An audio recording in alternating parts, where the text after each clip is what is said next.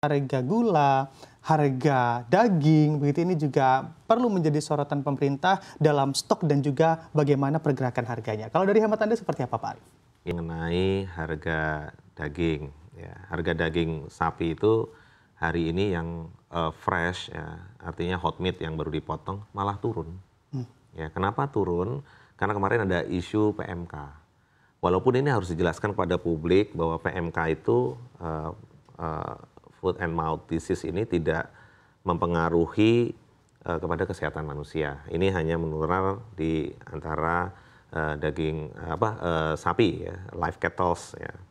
Sehingga malah harganya itu yang biasanya 130, 140 itu malah di bawahnya. Ya. Kemudian populasinya juga turun.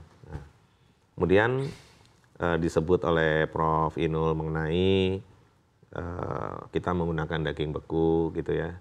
Memang salah satu alternatif kita adalah memberikan pilihan kepada masyarakat luas. Kalau dulu harga daging sapi yang segar yang baru dipotong itu harganya antara 135 sampai dengan 140 tergantung potongan dan daerah gitu ya. Kemudian ada daging cil ya, impor itu juga di bawahnya sedikit. Kemudian ada daging kerbau, ya, itu yang di bawahnya. Pemerintah minta angka harganya 80, walaupun hari ini di pasar angkanya 90 sampai 100 ribu gitu ya. Tapi kita berikan alternatif ya kepada masyarakat untuk memilih yang mana. Untuk ketersediaan insya Allah cukup, ya, kita sudah hitung, kita juga sudah melepas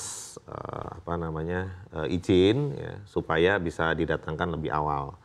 Kemudian berikutnya lagi mengenai cabai. Ya. Cabai ini 2-3 bulan lalu tuh bahwa di beberapa daerah itu malah harganya jatuh gitu ya.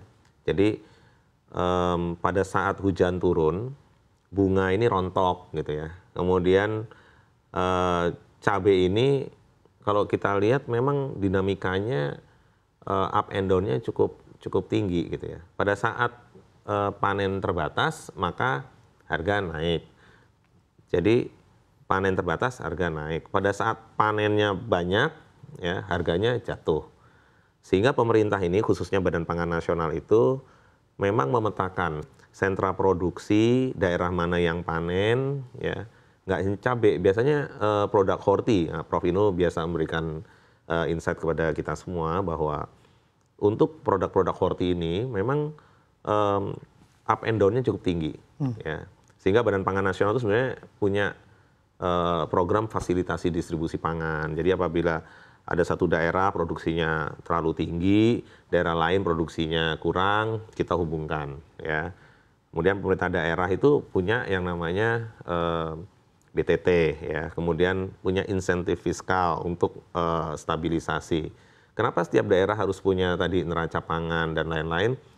Fungsinya bukan hanya untuk pengendali harga di konsumen, tapi juga menjaga harga di tingkat petani peternak. Jadi sedulur-dulur petani peternak ini ya harus dilindungi oleh kita semua. Karena kalau teman-teman ini merasa harga cabainya jatuh, harusnya panennya bisa 20 kali petik ya. Kemudian di panen ke-10 dia berhenti. Karena ngapain saya urus tanaman saya pupuk, saya segala macam kalau harganya jatuh. Nah, keberadaan Badan Pangan Nasional hari ini ya itu memang connectivity gitu ya antara hulu sama hilir. Jadi nggak bisa hulu produksi harus meningkat gitu, tapi tidak diperhatikan standby buyer-nya, harganya, distribusinya itu nggak bisa. Ya. Nah, tadi yang belum terjawab satu lagi adalah masalah perberasan. Ya. Jadi sebenarnya di Januari Februari ya itu sebenarnya belum panen raya. Ya, panen di sebagian daerah iya gitu ya. Misalnya Lampung panen, Aceh panen, tapi belum panen raya yang seperti kita sering sebutkan. Panen raya itu biasanya produksi gabahnya itu sekitar 12-13 juta ton sebulan. Ya. Kalau dikonversi ke beras ya mungkin 5, sekian juta ton sebulan. Gitu. Dan itu akan terjadi di bulan Maret dan di bulan April.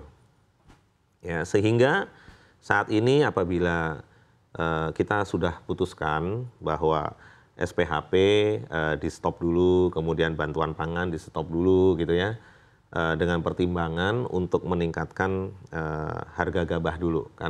Karena kalau misalnya ada program bantuan pangan, ada program SPHP itu dijalankan, maka harga beras itu akan relatif stabil, tidak naik. Ya, tetapi dia akan mendesak ke bawah. Harga gabah itu akan di bawah 6.000 lagi. Akan di bawah 6.500 seperti yang kita sering sampaikan. Nah, sekarang kita ingin harga gabah di petani itu 6.500. Bantuan pangan dilihat ditunda dulu ya, ditunda sementara.